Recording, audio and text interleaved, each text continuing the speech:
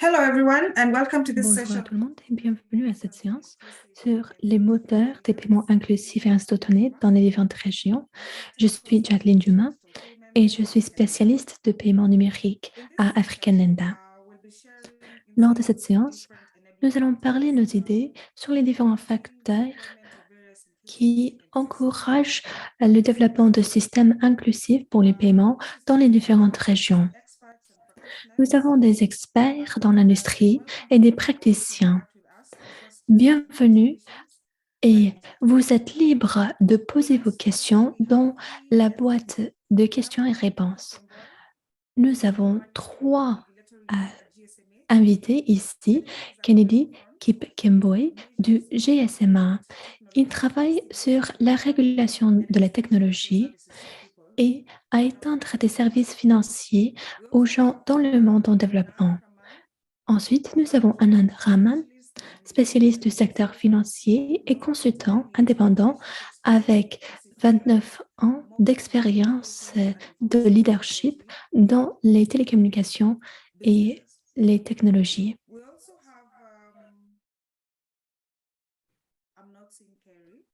Ensuite, je ne vois pas Kerry, qui est censée être ici, mais Kerry est censée être ici. Elle travaille chez le groupe Ant et elle est derrière la stratégie et les objectifs du groupe pour changer l'écosystème de manière durable. Bienvenue à tous nos invités. J'aimerais commencer en posant une question à vous, Anand. L'Inde est maintenant considérée comme ayant l'un des systèmes de paiement qui est un leader dans le monde. Mais cela n'a pas toujours été le cas.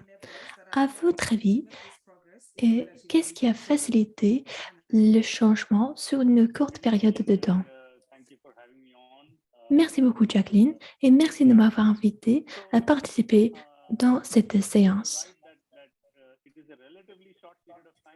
Vous avez raison qu'il s'agit d'une période relativement courte.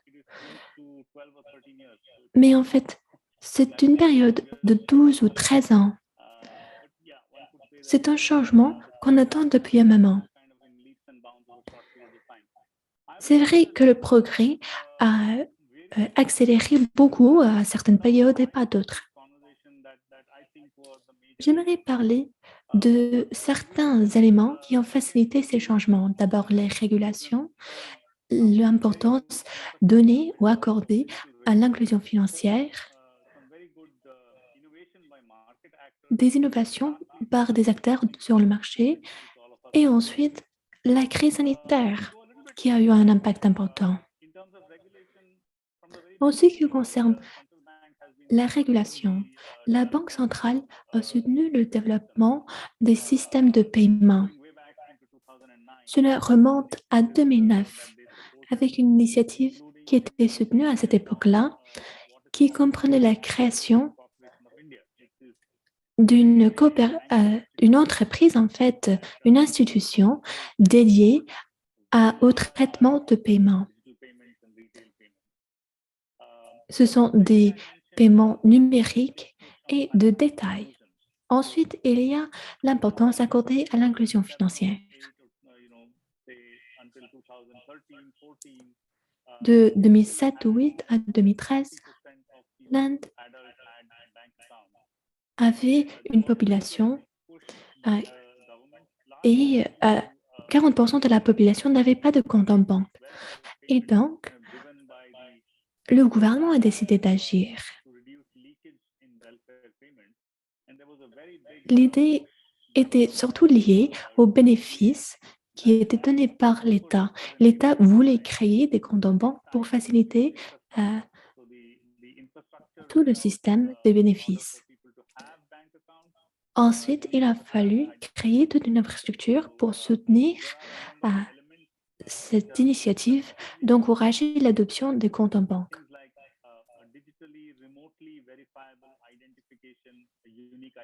Par exemple, il fallait avoir une manière d'identifier les individus de manière sûre et numérique.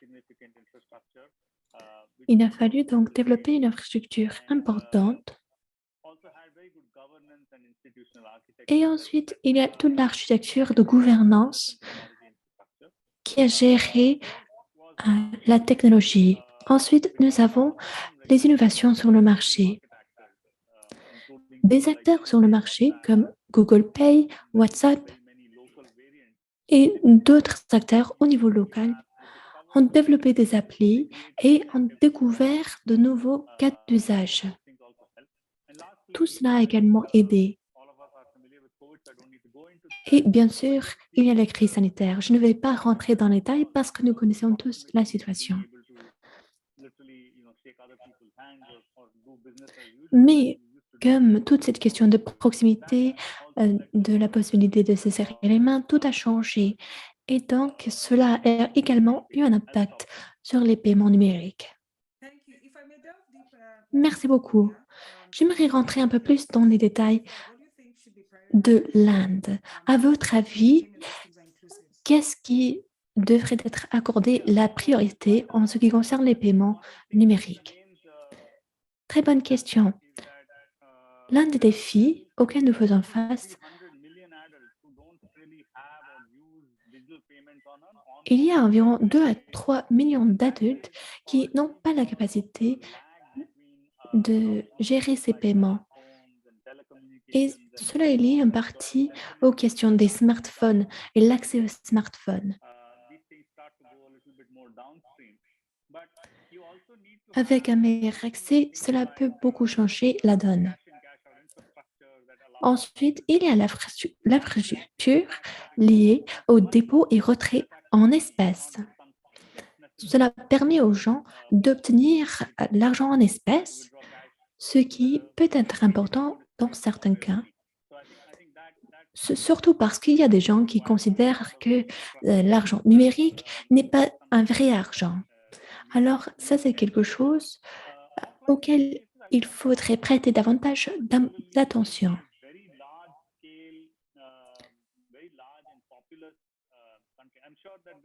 Comme vous savez, l'Inde a une population importante, mais je suis sûre qu'il y a des leçons à tirer pour des populations ou des pays avec de moindres populations.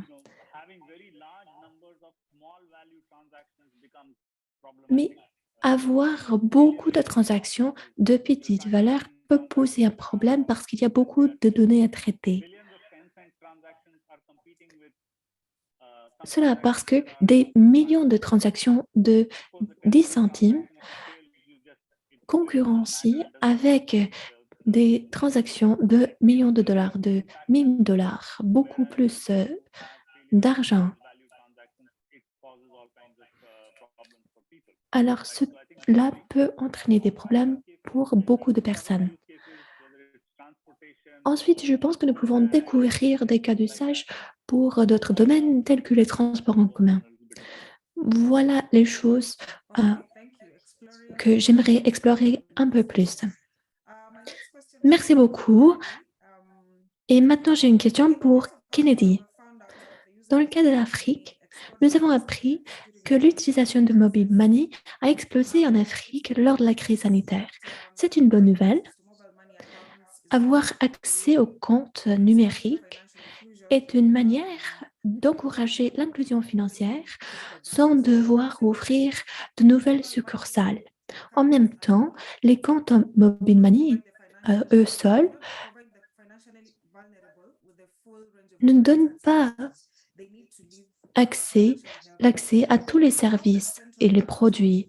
Alors, qu'est-ce que les banques centrales peuvent faire pour avoir une bonne infrastructure de paiement pour permettre aux banques et aux émetteurs de monnaie numérique à être plus inclusifs? Merci beaucoup, Jacqueline. C'est une question très intéressante. Et je pense que vous avez vraiment cerné la situation en disant que le mobile money ne peut pas tout faire tout seul. Il faut des partenariats dans l'écosystème. Avant de vraiment parler du service de mobile money, j'aimerais parler un peu des chiffres.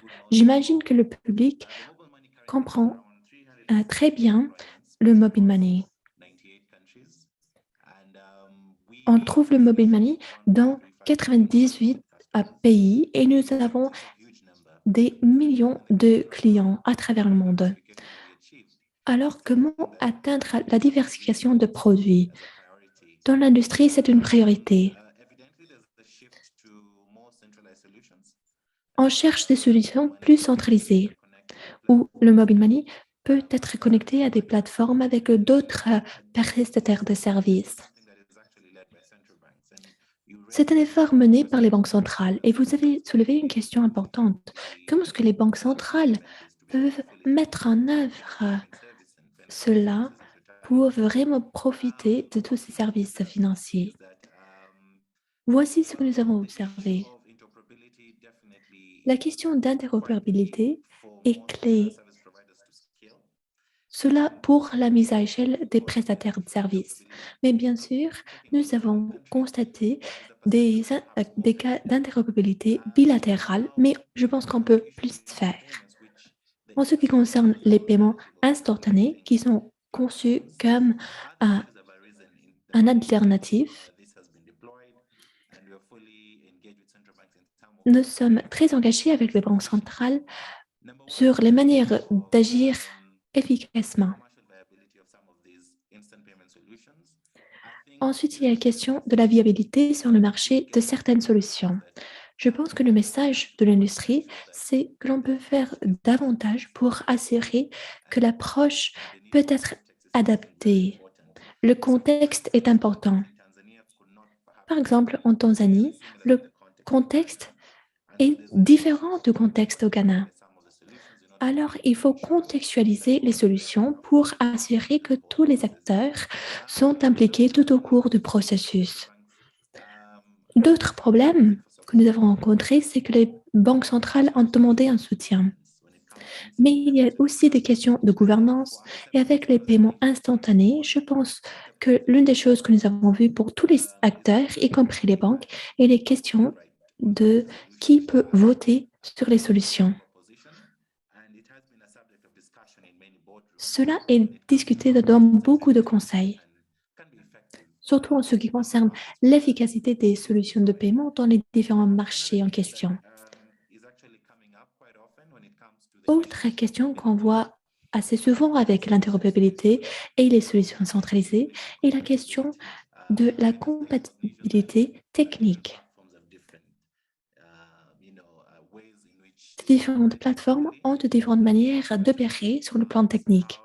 Alors, la question est comment est-ce que toutes ces plateformes peuvent être mises ensemble de manière efficace et quels sont les risques si on connecte de différentes plateformes. Donc, les régulateurs pourraient peut-être se concentrer sur ces questions-là pour assurer que toute la conversation sur l'interopérabilité soit plus efficace. Mais avant de terminer, je pense qu'il y a un besoin d'interopérabilité de toutes les plateformes, surtout lorsqu'on parle de nouveaux acteurs et de fintech. S'il y a de nouveaux produits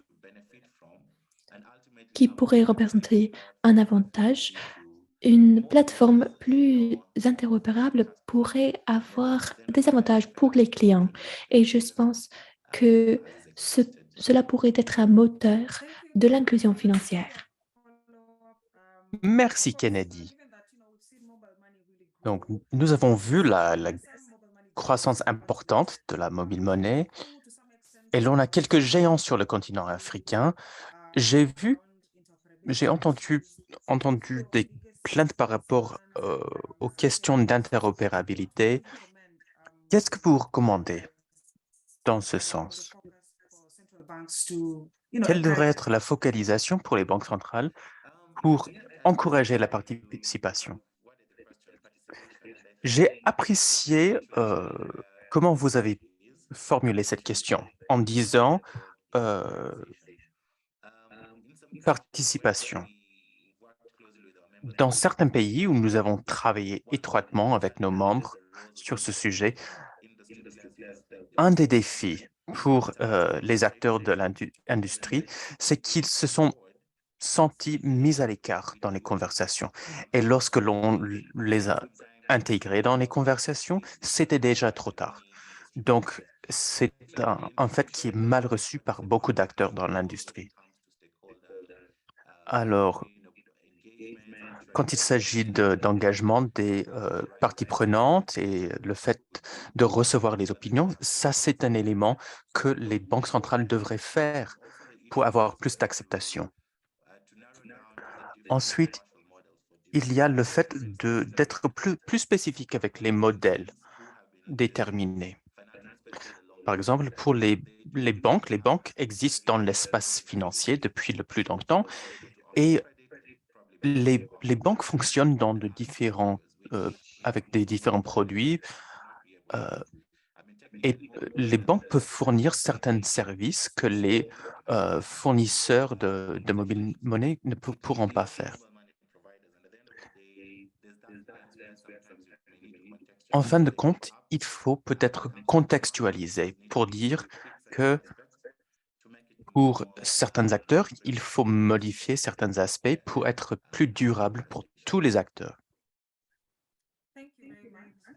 Merci beaucoup. Ma prochaine question est pour Carrie. Merci d'être là, Carrie. Lorsque vous analysez les données autour de l'inclusion financière, pardon, j'ai entendu le micro de quelqu'un d'autre. Carrie, lorsque vous analysez les données autour de l'inclusion financière, qu'est-ce qui se passe en Chine? En Asie du Sud-Est, nous voyons un modèle de succès. L'on a créé de grandes applications en Chine, par exemple, qui ont amélioré l'accès et l'optimisation des services financiers. Est-ce que vous pourriez nous dire davantage sur Ant Group et comment vous contribuez à rendre les paiements plus inclusifs? Merci pour cette question. Tout d'abord, c'est un plaisir d'être là. Je pense que Ant Group a démarré il y a bien des années.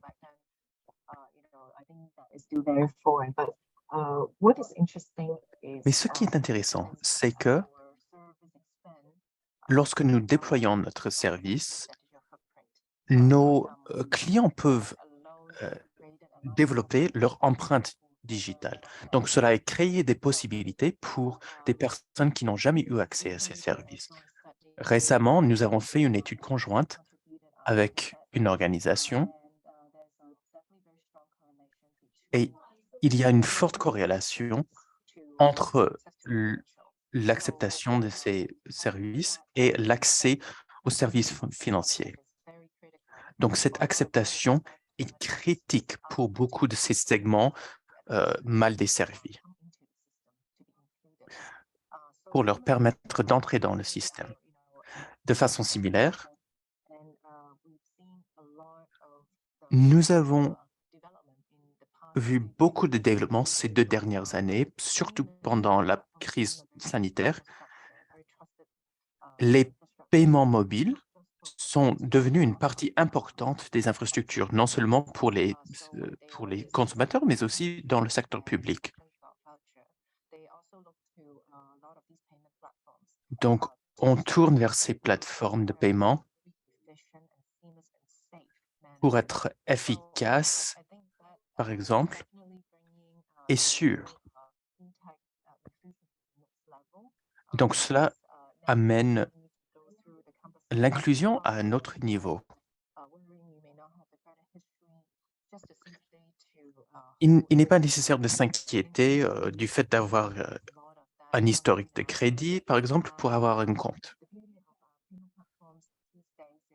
L'essentiel des plateformes de paiement aujourd'hui, c'est que l'on peut passer à une échelle supérieure facilement.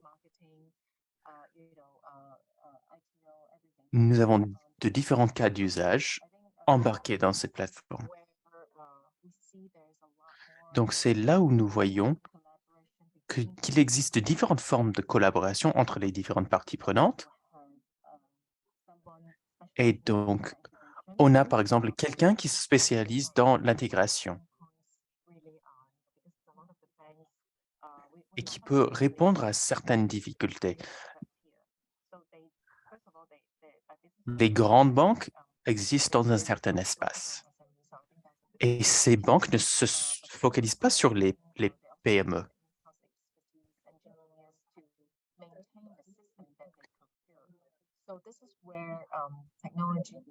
Donc, c'est là où la technologie devient cruciale. Et donc, cela permet aux acteurs de contribuer comme ils peuvent. Nous avons de différents types de collaboration, par exemple.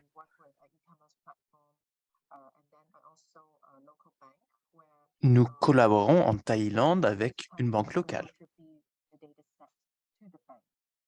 et nous fournissons des données à la banque et après la banque va avoir une licence sur la technologie fournie par Ant Group et à son tour, la banque va accorder des prêts aux consommateurs. De plus en plus, nous allons voir de différentes formes de collaboration. Et dans ce cas, l'interopérabilité sera très importante.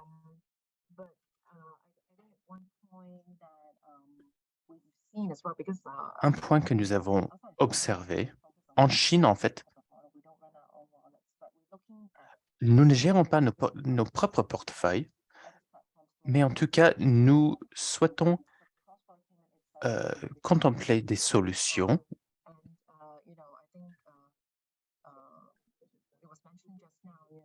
L'on a mentionné récemment la question de la gouvernance.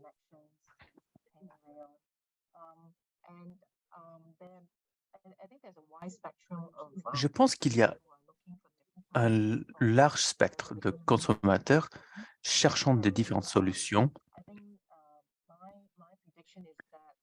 Voici ce que je prévois. Nous allons continuer à avoir cette collaboration dans cet espace, mais l'important, en fin de compte, c'est que tous les acteurs doivent parler entre eux. Nous, en tant que fournisseurs, nous souhaitons permettre aux autres acteurs de se focaliser sur leurs affaires. Alors, nous avons une certaine interopérabilité dans le système pour nos parties prenantes, mais nous aussi, nous souhaitons servir les consommateurs qui souhaitent avoir un choix dans leurs moyens de paiement. Donc là, nous voyons une convergence entre les systèmes grâce à l'interopérabilité.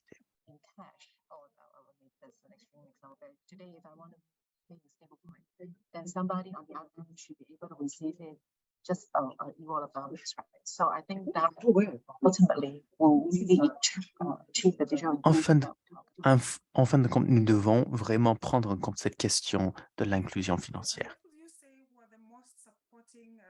Merci. Donc, quelles sont les réglementations qui ont vraiment permis ces progrès, qui ont vraiment permis à Ant Group d'assurer l'inclusivité dans ces paiements?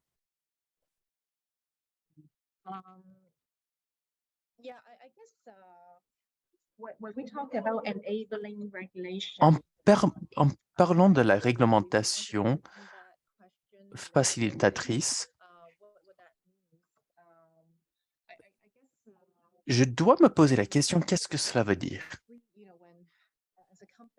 Clairement, en tant qu'entreprise, nous suivons la réglementation qui nous est donnée.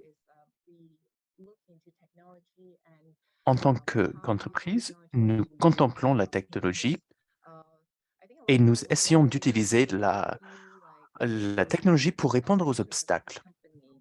L'on nous voit comme une entreprise de services financiers, mais en fait, si vous remontez en arrière dans le temps, la raison pour laquelle nous existons, c'est qu'à l'époque en Chine,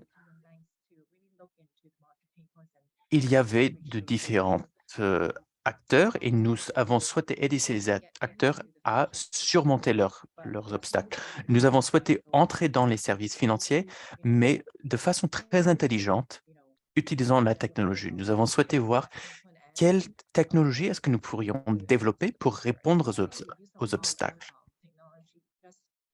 Nous utilisons beaucoup de technologies pour gérer nos propres risques en interne. Il y a beaucoup d'entreprises qui se focalisent sur ce fait. Ce n'est pas quelque chose de nouveau aujourd'hui, mais dans ce processus, nous aidons également nos contreparties réglementaires à comprendre comment utiliser la technologie pour faire le suivi des risques et contrôler les risques. Et donc aujourd'hui, nous pouvons vendre notre solution sur le marché. Alors, si l'on regarde comment l'on peut utiliser la technologie pour permettre une réglementation plus intelligente, c'est un sujet dans lequel nous sommes investis dès le jour 1. Et ensuite, nous transférons cette bénéfice vers les utilisateurs. Nous sommes présents en Chine et beaucoup d'autres régions. Nous avons parlé avec les régulateurs et il est normal d'avoir des ajustements.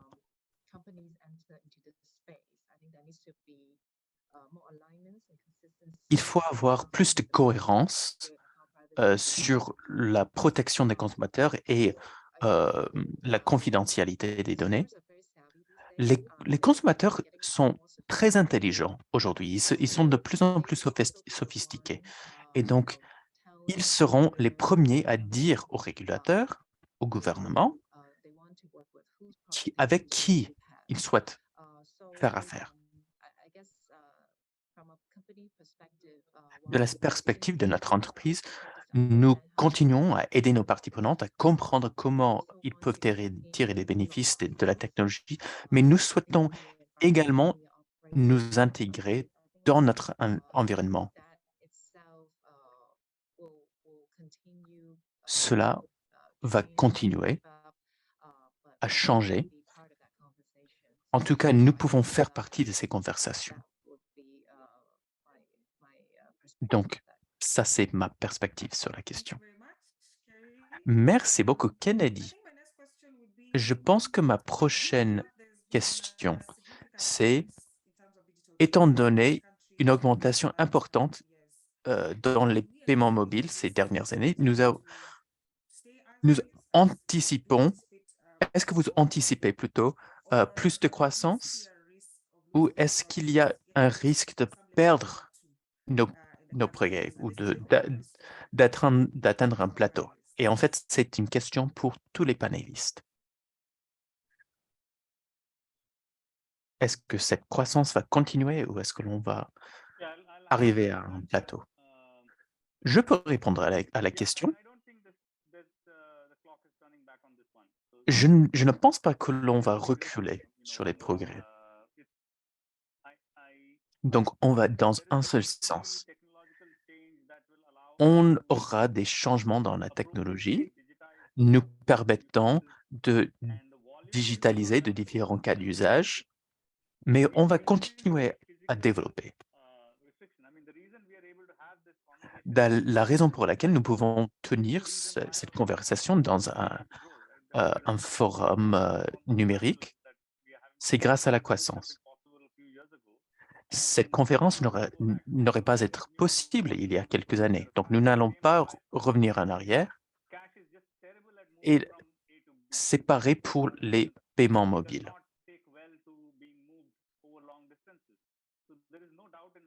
Donc, je n'ai aucun doute que ces progrès vont s'accélérer. Ceci étant dit, l'on a aussi d'énormes risques il est beaucoup plus facile de hacker un système informatique et voler de l'argent plutôt que de juste gérer l'argent. Je pense qu'il y a des avantages. Les paiements virtuels ont des avantages pour la croissance.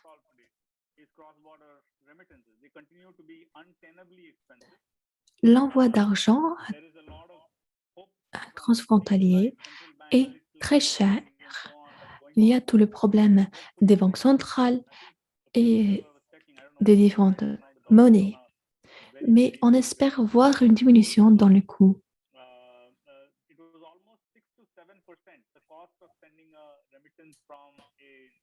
Avant, le coût d'envoyer de l'argent était environ 67%, ce qui est bien trop élevé. Et normalement, les gens qui envoient cet argent sont des migrants pauvres. Alors, je ne sais pas s'il y a des solutions qui existent pour résoudre ce problème déjà, mais je pense que nous allons voir des progrès. La technologie, l'informatique, les télécommunications, l'utilisation de smartphones, de bonnes conceptions de différents cas d'usage, tout cela s'améliore. Donc, à mon avis, nous allons voir ce progrès continuer. Et je vais m'arrêter là. Merci beaucoup, Anand. Nous avons quelques questions des participants. D'abord, nous avons une question de Ruben de Malawi. En ce qui concerne la préparation des marchés, quels sont les indicateurs pour un marché qui n'est pas encore prêt pour une exhibition IIPS?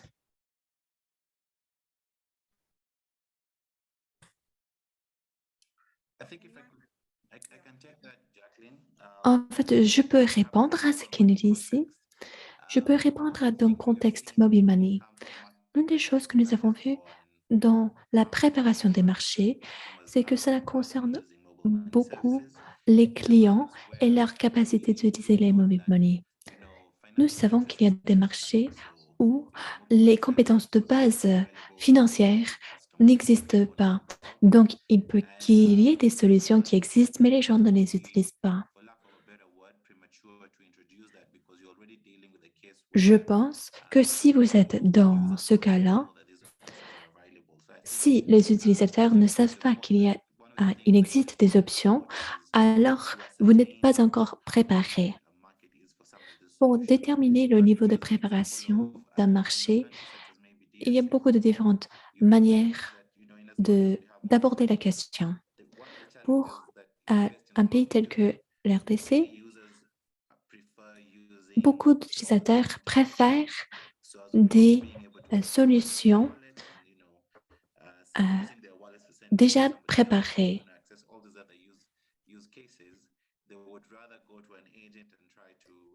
Donc, cela veut dire que ces personnes-là préféreraient aller dans une succursale pour envoyer de l'argent à un agent dans une autre succursale. Alors, je pense que ce serait bien de faire une étude du contexte pour comprendre si les solutions seront bien reçues, bien prises par les consommateurs. Une autre question de Kinfi Michel de l'Éthiopie concerne le rôle pratique de la plateforme en boucle ouverte fournie par le NPCI pour les paiements numériques et qu'est-ce que vous conseillez pour les marchés avec des écosystèmes de paiement avec plusieurs acteurs qui offrent des systèmes en boucle fermée?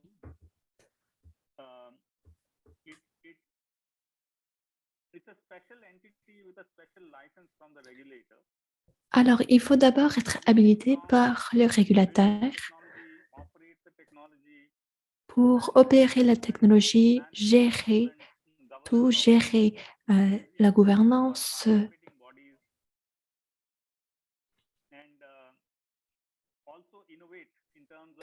Et il faut également innover avec le développement de nouveaux produits et services qui permettront une croissance de tout type de paiement, pas uniquement des paiements de détail.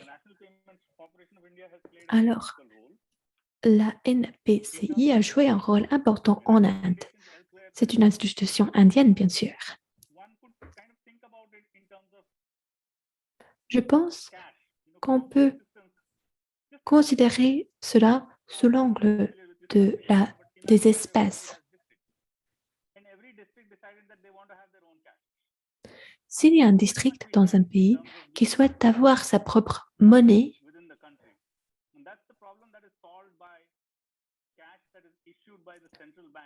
alors ce problème peut être réglé par la Banque centrale avec le développement d'une monnaie unique utilisée par tous les acteurs dans tous les districts.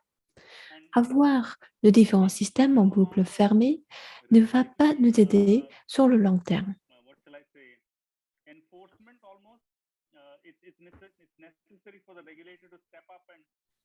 Et donc, les régulateurs doivent résoudre ce problème pour aider l'économie. La Banque centrale est responsable de la politique monétaire et joue un rôle important. Sans l'interopérabilité, il y a beaucoup d'inefficacité dans le système. Ce n'est pas une chose facile.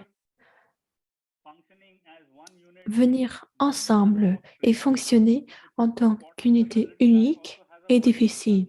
Il est important pour les petits acteurs d'avoir ou d'être sur un pied d'égalité, d'avoir une voix.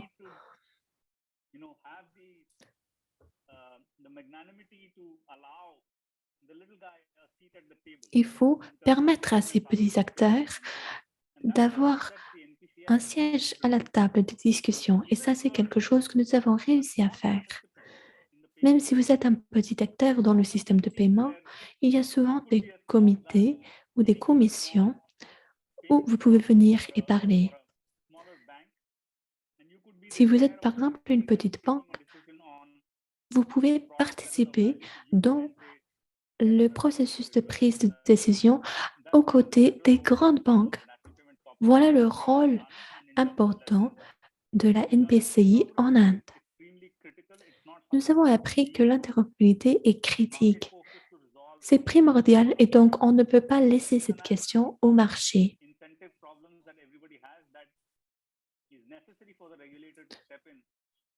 Lorsque vous avez un problème comme ça qui touche tout le monde, il faut avoir un régulateur capable de venir trancher sur la question. Je vais m'arrêter là. Très bien, merci beaucoup. Une autre question du public. L'expansion des paiements instantanés pose un problème, surtout en ce qui concerne la fraude.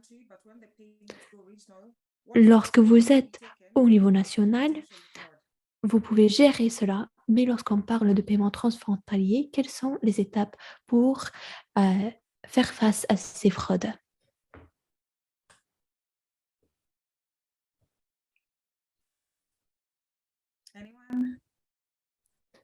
Est-ce que quelqu'un souhaite répondre à cette question? En fait, j'aimerais savoir ce que Carrie pense. Je sais qu'elle gère des paiements transfrontaliers dans plusieurs pays. Ah oui, en fait, nous n'agissons pas en dehors de la Chine.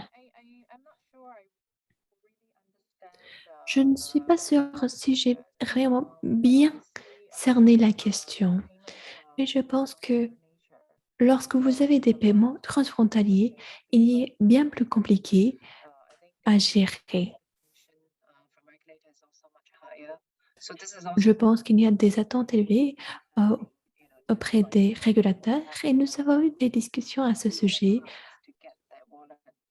avec nos partenaires pour trouver des solutions en dehors du pays. Quels sont euh, les différents éléments qu'il faut gérer d'un point de vue d'opération? Il faut avoir un système plus robuste.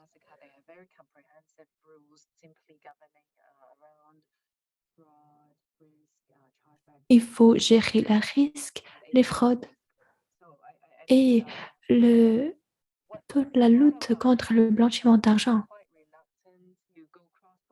Beaucoup de nos partenaires hésitaient à élargir leurs services aux paiements transfrontaliers parce qu'il y a bien sûr davantage de coûts associés à tous ces risques et la gestion de ces risques. Alors, si vous travaillez avec des partenaires internationaux, avec des bases de données, avec toutes les informations nécessaires pour prendre une décision éclairée, c'est important. Quel genre d'outils d'intelligence artificielle ou d'apprentissage automatique sont nécessaires pour bien comprendre et gérer les risques?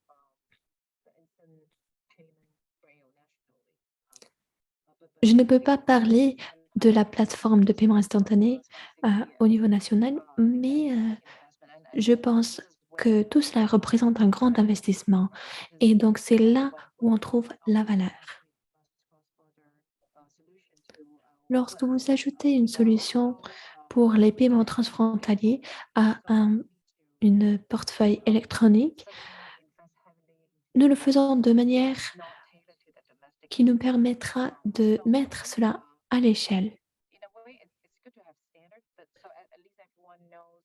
Il est donc important d'avoir des normes, surtout au niveau international, pour aider les entreprises à naviguer tout ce système et éviter des écueils.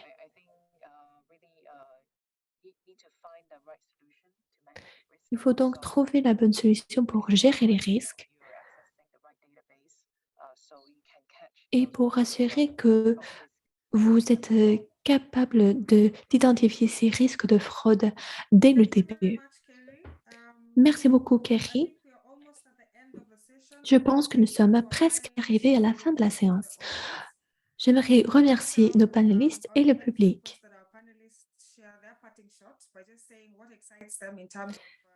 Est-ce que vous pouvez partager, chers invités, ce qui vous intéresse en ce qui concerne les tendances et les initiatives liées au paiement inclusif dans tous ces différents domaines?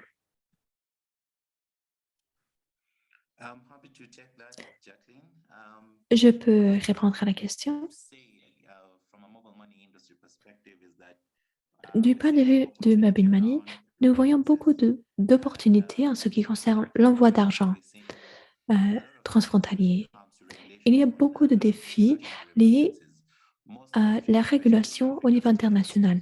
La plupart des pays africains ont des interdictions ou des limites sur l'envoi d'argent à l'étranger.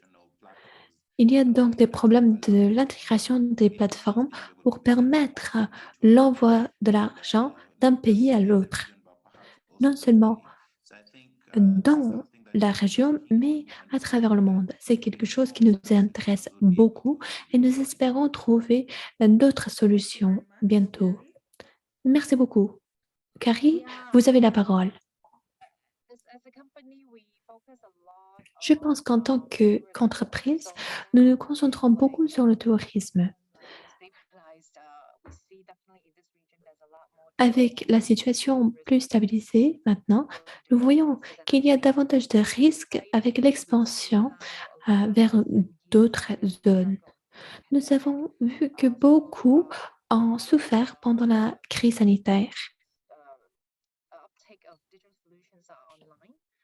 et nous avons donc constaté une augmentation dans l'utilisation de ce service numérique.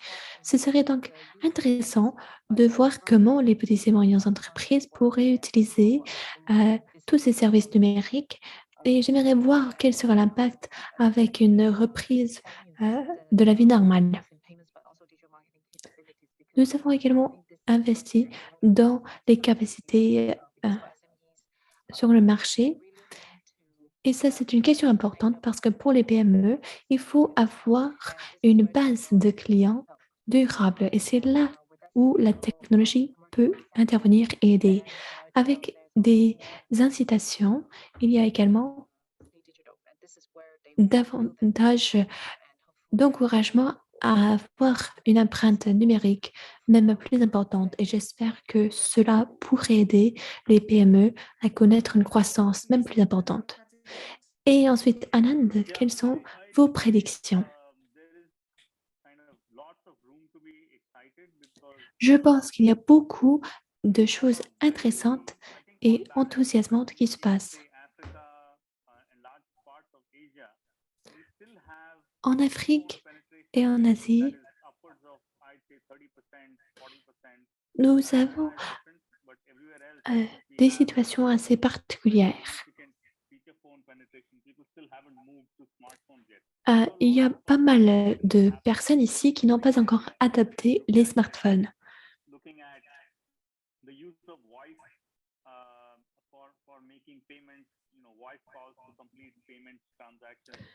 Et ensuite, il y a beaucoup de différents cas d'usage qui sont intéressants. Par exemple, les cas d'usage hors internet, où vous avez des communications qui sont utilisées.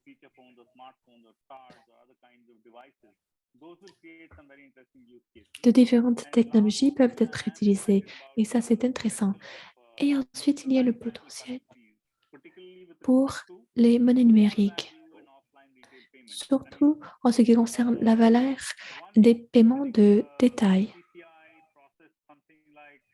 Je pense que la NPCI a géré 6,5 milliards de transactions le mois dernier. Et en général, ce sont des transactions de moins de 10 dollars. Et il faut garder en tête que la quantité d'énergie utilisée pour une transaction d'1 dollar comparée à une transaction plus importante est la même. Et donc, cela ne vaut peut-être pas le coup. Mais avec la monnaie des banques centrales, vous pouvez vraiment avoir un impact intéressant. Et j'espère que nous allons avoir des innovations intéressantes sur ces transactions de petite valeur avec la création des monnaies numériques des banques centrales. La Banque centrale de l'Inde considère maintenant les paiements transfrontaliers. Il est possible de d'avoir des transactions gérées par les banques centrales de 2 pays différents. Et ainsi, vous n'avez pas besoin de tous ces codes SWIFT et tout cela parce que ce sont les banques centrales qui vont régler le paiement. Pour moi, ça, c'est un développement très intéressant et je pense que nous pourrions voir une réduction des prix et une adaptation accrue. Il faudra peut-être 10 ans pour voir cela, mais je pense que nous allons le voir. Très bien dit. Alors, nous sommes arrivés à la fin de la séance. Merci encore une fois à nos panélistes et notre public. Et on se voit dans les prochaines séances. Merci. Merci.